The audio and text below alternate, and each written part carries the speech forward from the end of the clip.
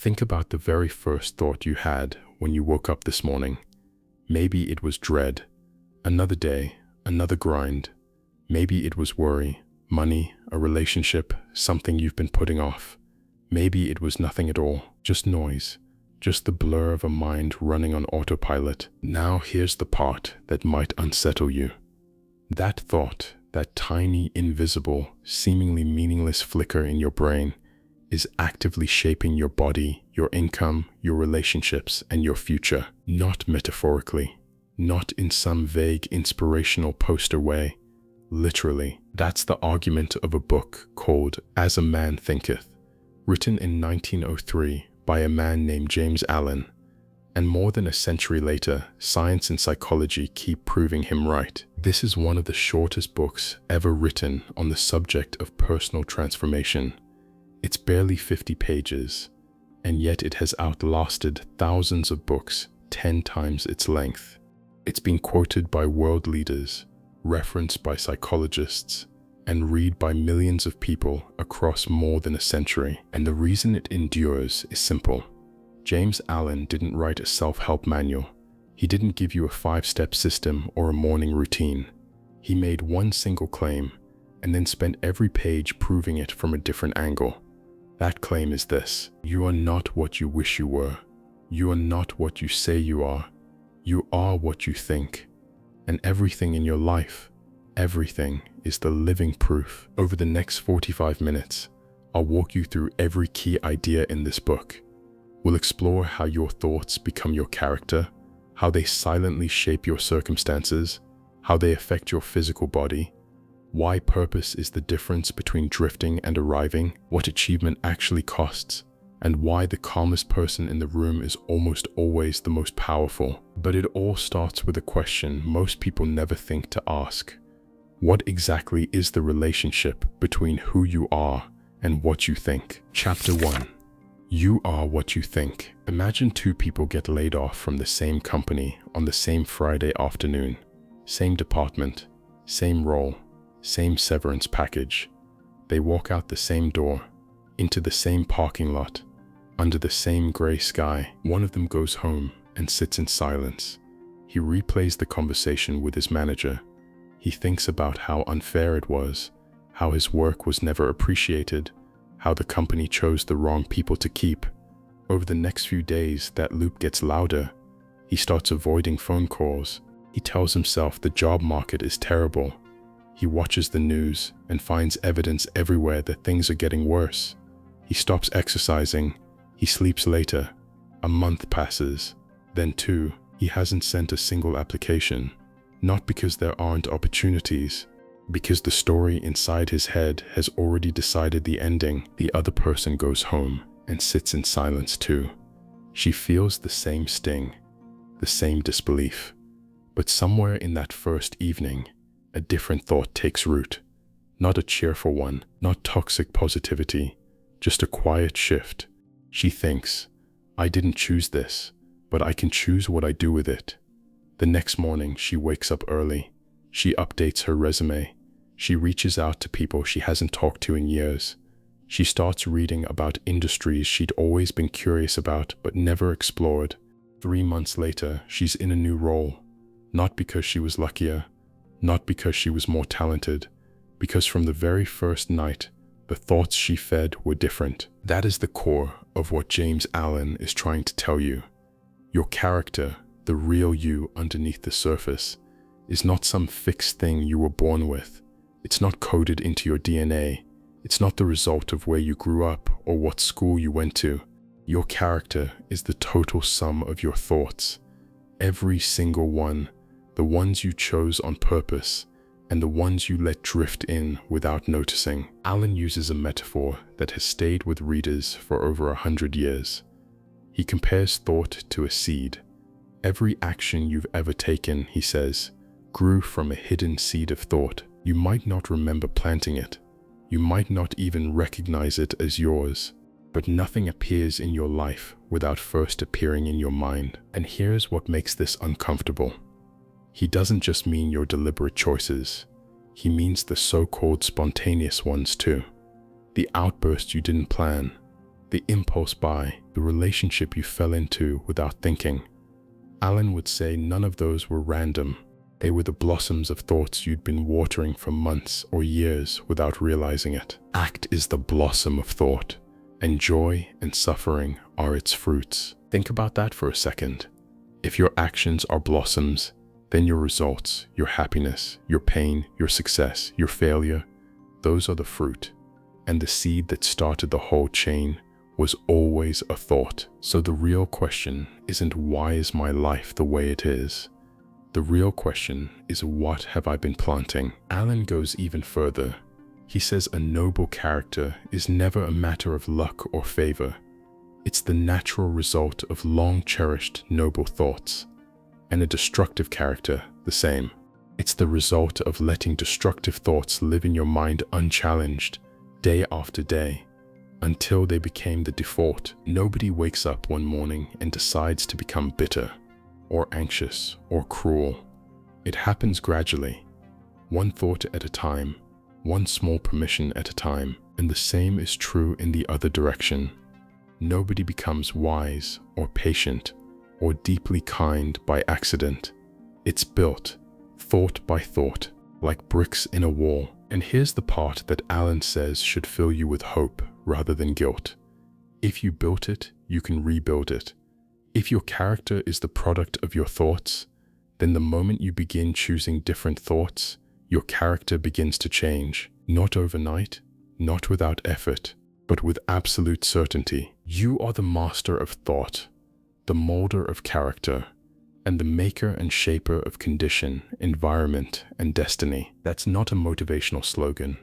According to Alan, it's a law, as reliable as gravity, as consistent as the seasons. And the rest of this book is about learning how that law operates in every corner of your life. Chapter 2. The Garden of Your Mind. Have you ever walked past an abandoned house? One that used to be someone's home, maybe someone's dream, but was left untouched for years. The paint is cracking, the windows are clouded, and the garden is the part that tells you the most. Because nobody planted the weeds that are choking the front yard. Nobody watered them, nobody tended them, they just showed up. That's what happens when a garden is neglected. It doesn't stay empty, it fills itself, and what fills it is never what you would have chosen. James Allen says your mind works exactly the same way. You can tend it like a gardener, pulling out the thoughts that poison you, carefully planting and nurturing the ones that serve you. Or you can ignore it, but if you ignore it, it will not stay blank. It will fill with whatever drifts in. Fear, resentment, doubt, self-pity, not because you chose them, because you left the gate open and they walked right in. And here's where Alan makes his boldest claim in the entire book. He says your outer circumstances, the life you see around you right now, are always connected to your inner state. Not loosely, not sometimes, always. The world outside you is a reflection of the world inside you. Your thoughts become your character.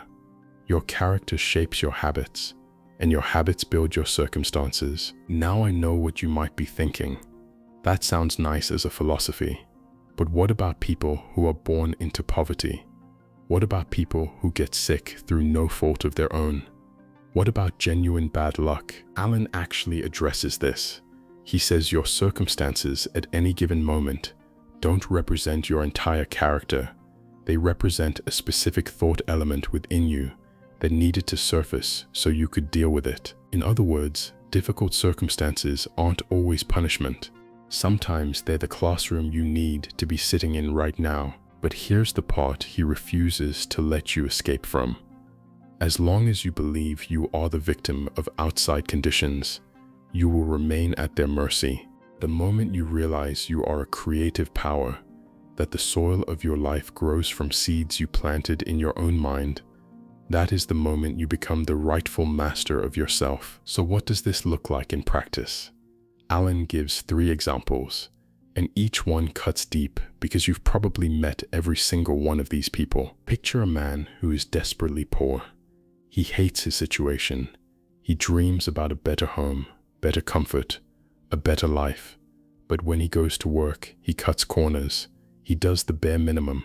He resents his employer for not paying him more, and he uses that resentment as an excuse to slack off, to cheat where he can, to give less than what's expected.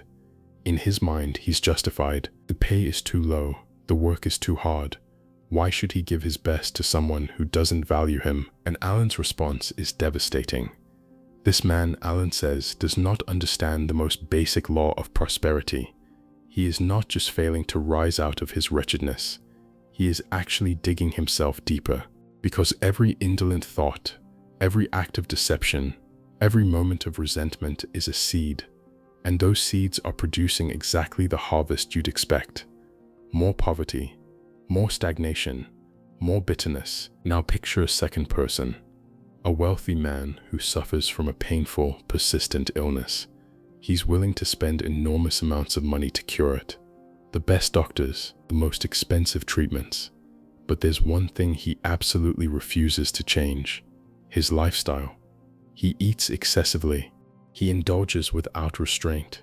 He wants the pleasure and the health, and he cannot understand why he can't have both. Alan says this man is completely unfit to have health, not because the universe is punishing him, but because he hasn't learned the first principle of a healthy life, which is that you cannot harvest what you refuse to plant. And then there's a third person, an employer who underpays his workers, cuts corners on wages, and uses every trick to squeeze out a larger profit for himself. When his business eventually collapses, when his reputation is ruined and his wealth evaporates, he's shocked.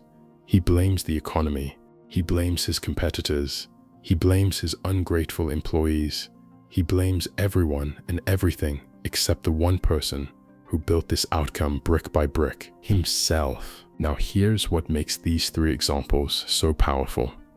None of these people see the connection. The poor man thinks his poverty is caused by his employer. The sick man thinks his illness is caused by bad luck. The bankrupt employer thinks his failure is caused by the market. And all three of them are wrong, because all three of them are nourishing the very cause of their suffering while fighting against the effect. Alan puts it as plainly as anyone ever has. People are anxious to improve their circumstances, but unwilling to improve themselves, and so they remain bound. Ask yourself honestly, is there an area of your life where you've been doing exactly that? Trying to change the result without changing the thinking that produced it. But Alan doesn't leave you there.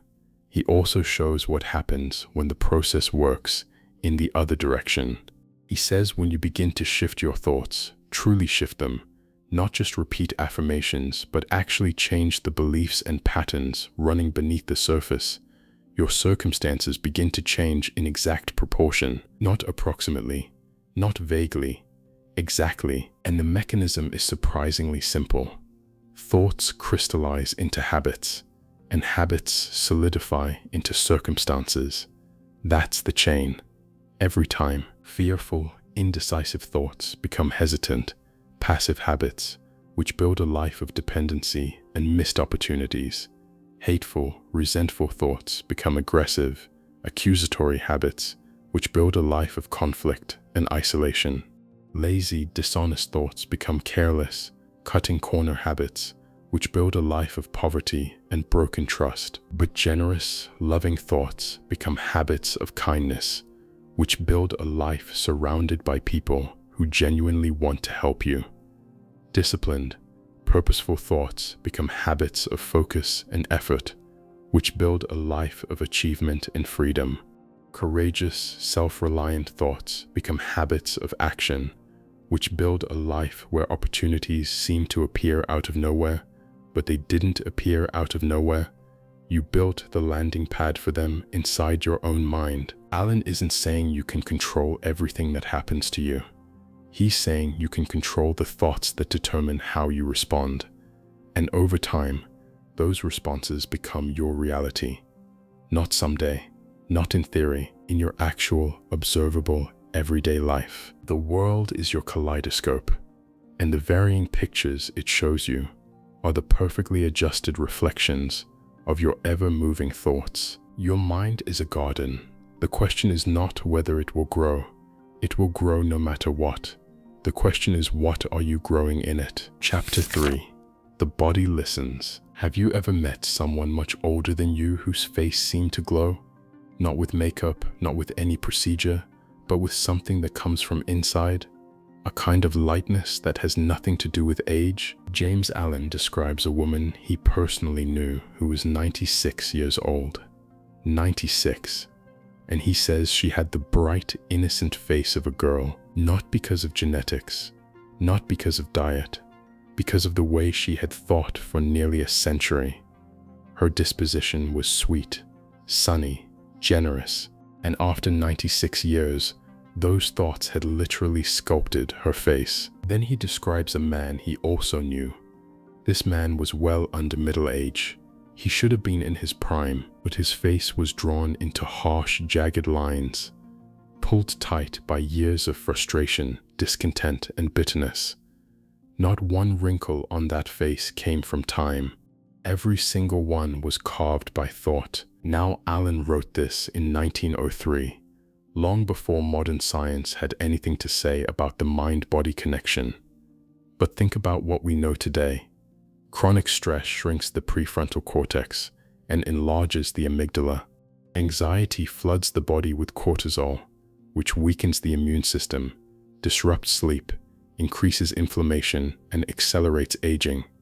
Resentment and hostility are linked to heart disease. Loneliness has the same effect on mortality as smoking 15 cigarettes a day. Allen didn't have the science, but he had the observation. And the observation was right. He says the body is the servant of the mind. It obeys your thoughts, whether you choose them deliberately or let them run on autopilot. At the command of anxious, fearful thoughts, the body breaks down. At the command of joyful, purposeful thoughts, it strengthens. Think about that like this. Imagine your body is a house. You live in it every day. Now imagine that every negative thought you have is like shutting a window. Every resentment, every grudge, every anxious loop, another window closed, another room sealed off. Over time, the air gets stale, the light gets dim, the walls start to feel like they're closing in, and you wonder why you feel so heavy, so tired, so stuck. But nobody locked you in there. You closed the windows yourself, and what would happen if you started opening them again? Not all at once, but one by one? Allen says it plainly. If you would protect your body, guard your mind. If you would renew your body, beautify your mind. It's not a replacement for medicine. It's not a magic trick, but it is the foundation that everything else is built on. He makes one more observation that tends to stay with people long after they finish this book. He says he recently watched a philosopher die. This man wasn't young, but Allen says he wasn't old either, not in any way that mattered. He died as sweetly and as peacefully as he had lived. No struggle, no bitterness, no resistance. Just a quiet letting go. And then Allen says something that reads almost like a prescription. There is no physician like cheerful thought for healing the ills of the body. There is no comfort to compare with goodwill for lifting the shadows of grief. To live in suspicion, envy, and cynicism is to be locked in a prison you built for yourself. But to think well of others, to be patient, to search for the good in every situation, those are the doors that lead you out. Your body is listening to everything your mind says. It always has been. The question is, what have you been telling it? Chapter 4. The Power of Purpose. Picture a boat in the middle of the ocean. No captain, no map, no destination. The sails are up and the wind is blowing, so the boat is moving. It looks like it's going somewhere, but it isn't. It's just drifting, and a boat that drifts doesn't find paradise. It finds rocks. It finds storms it could have avoided. It finds itself further and further from shore with no way to know which direction to turn. James Allen says most people are living exactly like that boat. They're moving, they're busy, they have jobs and schedules and obligations, but they have no central purpose, no fixed point they're navigating toward, and because of that, every small wave knocks them off course. Every gust of worry, Every current of fear, every passing distraction pulls them in a different direction, and they mistake all that motion for progress. Alan doesn't mince words here. He calls aimlessness a vice, not a misfortune, not a phase, a vice, because in a universe that runs on growth and evolution, refusing to choose a direction isn't neutral, it's destructive. The person without a purpose doesn't just stay still, they decay. They become easy prey for worry, for self-pity, for petty fears that would have no power over them if their mind were fixed on something larger. Think about the last time you felt truly anxious about something small. A comment someone made, a notification on your phone, a vague sense that something was wrong but you couldn't name it. Now think about a time when you were locked into a project or a goal that genuinely mattered to you. Did those small anxieties have the same grip? Almost certainly not. Not because the worries disappeared, but because your mind was occupied with something that made them irrelevant. That's what purpose does. It doesn't eliminate fear. It makes fear smaller by comparison. Alan says a person should find a legitimate purpose and make it the central point of their thoughts. It doesn't have to be grand. It doesn't have to be spiritual. It could be building a business, mastering a craft, raising a family with intention, creating something meaningful. What matters is that it exists, that it's specific, and that you return to it every time your mind tries to wander off into noise. Imagine someone who spends their 20s keeping every option open. They don't commit to a career because what if something better comes along? They don't commit to a city because they might want to move. They don't commit to a relationship because they haven't found the perfect one yet. They call this freedom. They call it being smart, keeping their doors open. And then one day they're 40, and they realize that every door is still open because they never walked through any of them. They have options. They just don't have a life. Not a life they built on purpose, anyway. They have a life that happened to them while they were busy keeping their options open. Alan would say this isn't a tragedy of circumstance. It's a tragedy of thought, because the pattern of keeping options open is itself a thought pattern. It's a habit of the mind, and like every habit, it produces its own results. Indecision crystallizes into hesitation. Hesitation solidifies into paralysis, and paralysis over enough years solidifies into regret. So how do you break that pattern? Alan's answer is almost too simple. You choose something, and then you think about it with everything you have. He says once you've chosen your purpose, you should guard your thoughts around it the way you'd guard a flame in the wind. Doubts will come, fears will come. The voice in your head that says you're not ready, not qualified, not talented enough, it will come. And Alan says you must treat those thoughts the way a gardener treats weeds. Pull them the moment you see them. Because doubt and fear have never accomplished anything. Not once, not ever. They don't protect you. They don't prepare you. They just stop you. The will to do springs from the knowledge that we can do. And doubt is the thing that keeps that knowledge buried. Alan paints a picture that's worth sitting with. He says the person who conquers doubt and fear has conquered failure itself. Their purposes are planted at the right time. They bloom, they bear fruit, and the fruit doesn't fall to the ground before it's ripe. Not because this person is luckier than anyone else, but because they stopped poisoning their own harvest. Even if you fail, Alan says, even if you set a purpose and fall short of it again and again, the strength you build in the attempt is the real achievement.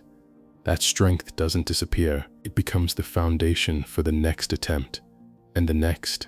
And eventually, the person who keeps getting back up is not the same person who first started trying. They've been rebuilt, thought by thought. Purpose isn't about knowing exactly where you'll end up. It's about choosing a direction and refusing to let your mind drift away from it. Because a mind with purpose is a mind with power, and a mind without purpose is just a boat with no captain, waiting for the next storm. Chapter 5. The Price of Achievement. Have you ever looked at someone who's accomplished something extraordinary and felt, even for a second, that it came easily to them. Maybe you saw someone build a successful business and thought they must have had connections, or someone with incredible discipline and thought they must have been wired that way, or someone who seems completely at peace with themselves and assumed they just got lucky with their temperament. James Allen says this is one of the most dangerous illusions a person can carry, because the moment you believe someone else's achievement came from luck, talent, or circumstance, you've given yourself permission to stop trying. After all, if success is handed out by fate, why bother doing the work? Allen's position is absolute. Everything a person achieves and everything they fail to achieve is the direct result of their own thoughts. Your weakness is yours. Your strength is yours. Your suffering and your happiness are not delivered to you from the outside. They are grown from within, and they can only be changed from within. Think about it this way. Nobody walks into a gym, sees someone with years of built muscle, and says how lucky. That would be absurd. Everyone understands that a strong body is the product of hundreds of hours of deliberate effort. Nobody questions that. But somehow, when it comes to a strong mind, a strong character, a successful career, a peaceful inner life, people look at those things and call them fortune. They call them gifts. They call them chance. Allen says the same law governs both. The effort behind a calm mind is no different from the effort behind a strong body. The sacrifice behind a successful business is no different from the sacrifice behind any physical achievement. You just can't see it. And because you can't see it, you assume it isn't there. He makes a statement in this chapter that sounds harsh on the surface, but becomes freeing the deeper you sit with it. He says a strong person cannot help a weak one unless the weak one is willing to be helped. And even then, the weak person must develop their own strength. You can guide someone, you can show them the path, but nobody can do the internal work for someone else. Nobody can think your thoughts for you. That might sound cold, but the flip side is extraordinary. It means no one can stop you either. If your growth depends entirely on your own thoughts, then no person, no institution, no government, no economy has the power to keep you down unless you hand it to them in your mind. Allen then makes an observation about oppression that was radical for 1903 and still challenges people today. He says that when you see an oppressor and the people they oppress, the usual reaction is to hate the oppressor, or more recently, some people flip it and despise those who allow themselves to be oppressed. Allen says both reactions are wrong.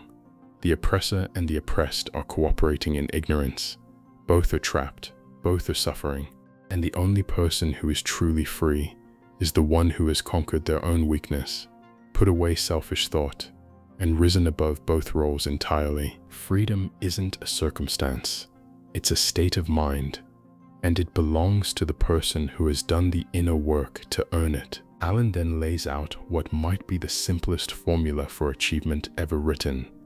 He says before you can accomplish anything, even basic material success, you have to lift your thoughts above the level of impulse and indulgence. You don't have to become a saint, but you have to sacrifice something. The confused, scattered, reactive mind has to give way to a focused, deliberate, purposeful one. And the more you want to achieve, the more you have to give up. Not give up in the sense of suffering. Give up in the sense of releasing the thoughts that are keeping you small. The self-doubt, the blame, the endless comparison, the comfort of believing your limitations are someone else's fault. Allen describes a person who rises to great success and then falls back into weakness. This happens, he says, because achievement earned by right thought can only be maintained by continued right thought. It isn't enough to think your way to the top and then relax.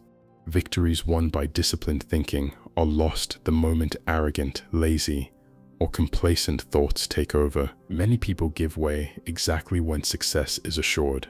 They relax their mental discipline at the very moment it matters most, and they slide back down, confused about what went wrong, not realizing that they simply stopped doing the one thing that got them there. Alan closes this chapter with a line that lands differently depending on where you are in life.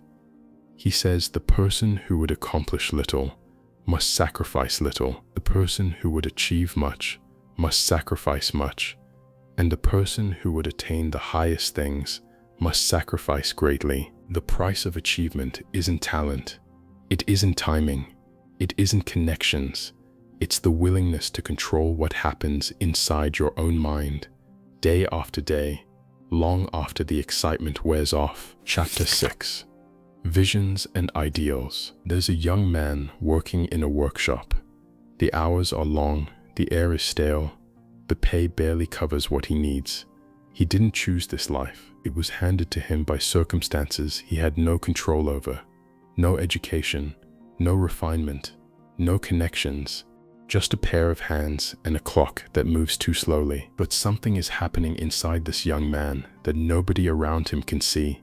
He's dreaming, not daydreaming, not fantasizing about escape the way someone might flip through a magazine and imagine a different life. He is actively building something in his mind, a vision of what he could become: intelligence, grace, influence, a life with a wider reach and a deeper purpose than anything these workshop walls could contain. And he doesn't just dream it, he acts on it.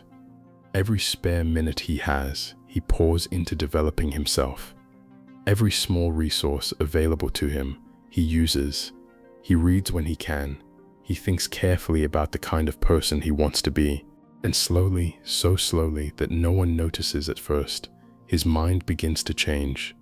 And as his mind changes, the workshop starts to feel smaller.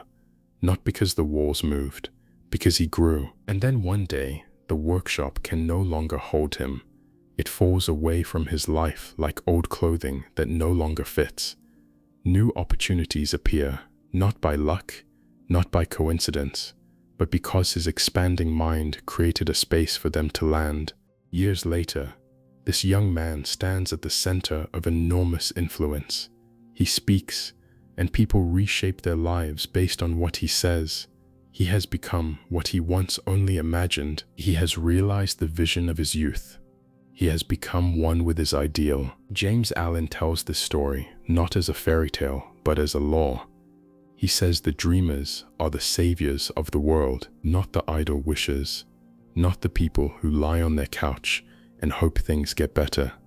The dreamers, the ones who cherish a vision so deeply that it becomes part of their identity, the ones who hold an ideal in their heart and refuse to let it go, no matter how far away it seems. And his evidence is bold. Columbus cherished a vision of another world, and he found it. Copernicus held a vision of a wider universe, and he revealed it. Buddha imagined a world of perfect peace, and he entered into it. Every one of them was called foolish. Every one of them was told their vision was impossible, and every one of them was right. Allen makes a distinction here that's easy to miss, but changes everything. He separates a vision from a wish. A wish is passive. It's something you want to happen to you. A vision is something you build. It lives in your mind. You feed it. You protect it. You return to it every single day. And over time it pulls your reality toward it like gravity. He says your vision is the promise of what you shall one day be. Your ideal is the prophecy of what you shall at last become. Not might become, shall become, if you remain true to it. And then he turns on the people who see someone else's success and call it luck. He says these people don't see the trials. They don't see the failures. They don't see the darkness and the heartache. They only see the light and the joy, and they call it fortune. They don't see the long journey.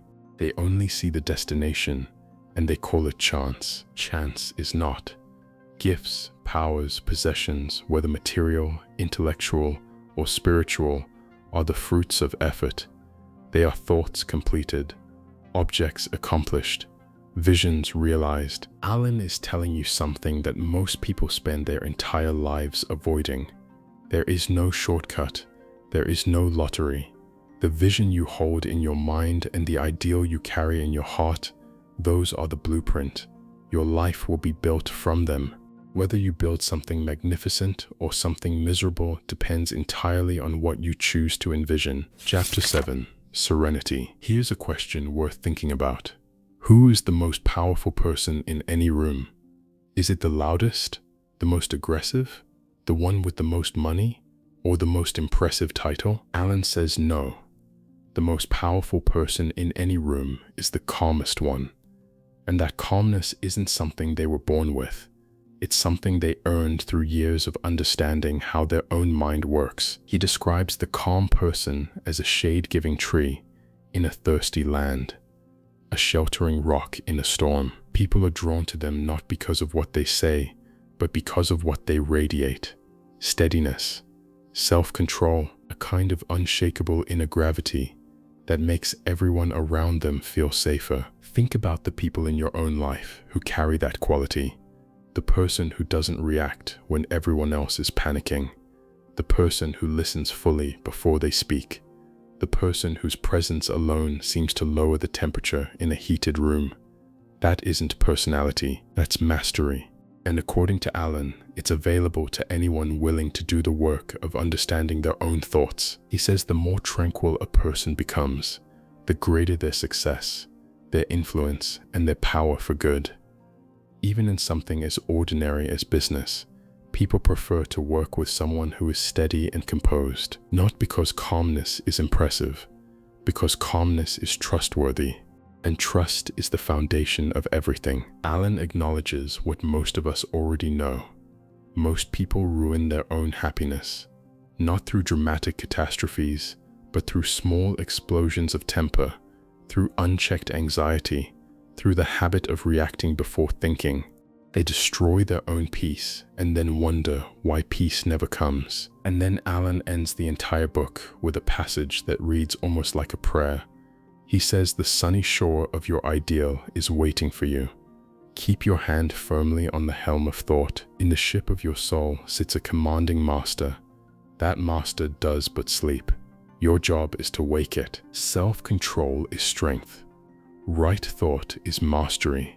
Calmness is power. Key takeaways. Let's step back and look at what James Allen has built across these 7 short chapters. Because even though this book is barely 50 pages, the architecture of his argument is remarkable. Every chapter is a different angle on the same diamond, and when you see them all together, the picture is unmistakable. First, you are not your circumstances. You are your thoughts, your character. The person you actually are beneath the surface is the total sum of every thought you have nurtured, tolerated, or ignored. Change the thoughts, and the character changes. Change the character, and the life follows. Second, your mind is a garden, and it will grow something whether you tend it or not. If you don't deliberately plant and cultivate the thoughts you want, your mind will fill itself with whatever drifts in: fear, doubt, resentment, comparison. The weeds don't need your permission. They only need your neglect. Third, your body is listening. Every thought you carry leaves a mark, not just on your mood, but on your actual physical health. Chronic bitterness, anxiety, and cynicism don't just make you feel bad. They age you, they weaken you, and the opposite is equally true. Cheerful, purposeful, generous thoughts build a body that reflects them. Fourth, purpose is the antidote to almost every form of inner weakness. Aimlessness is not freedom, it's a trap. The moment you choose a direction and commit your thoughts to it, the fears and worries that used to dominate you lose their power, not because they vanish, because they shrink next to something bigger. Fifth, achievement is never free. Everything you accomplish is the direct result of what you were willing to sacrifice in your thinking. Not sacrifice in the sense of suffering, but sacrifice in the sense of releasing the thoughts that kept you small, the doubt, the blame, the belief that your limitations belong to someone else. And sixth, your vision is your future. The ideal you carry in your heart is not a fantasy, it is a blueprint. If you protect it, feed it, and stay true to it, Your life will be built from it, not by luck, not by chance, by law. Alan wrote this book as a gift. He said so himself in the foreword. He didn't want to explain everything. He wanted to plant a seed, the seed of one idea, that you are the master of your thoughts, and your thoughts are the master of everything else. The question is what you do with that seed now that it's been planted. Think back to where we started. The very first thought you had when you woke up this morning. Maybe you remember it now, maybe you don't. But here's what's changed in the last 45 minutes. You can no longer pretend that thought was meaningless. You know what it's connected to. You know where it leads. And you know that tomorrow morning, when that first thought arrives, you have a choice. You've always had the choice.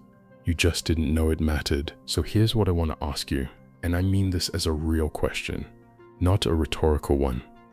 If your life right now is a mirror of the thoughts you've been carrying, what is one thought you're ready to stop feeding? Just one, not a complete mental overhaul. One weed you're finally ready to pull from the garden. Think about it, and if you're willing, leave it in the comments. Not for me, for you. Because naming it is the first step to releasing it. If this book spoke to you, I'd recommend picking up the full version. It's one of the shortest, most powerful reads you'll ever experience. There's something about holding these ideas in your hands and reading them slowly that hits differently than hearing them. I'll leave a link to the book in the description, and if you use Audible, you can listen to it on your next walk. If you want more like this, subscribe. There's always a new book worth exploring, and I promise you, the next one will make you think just as deeply as this one did. Your mind is a garden. Start planting.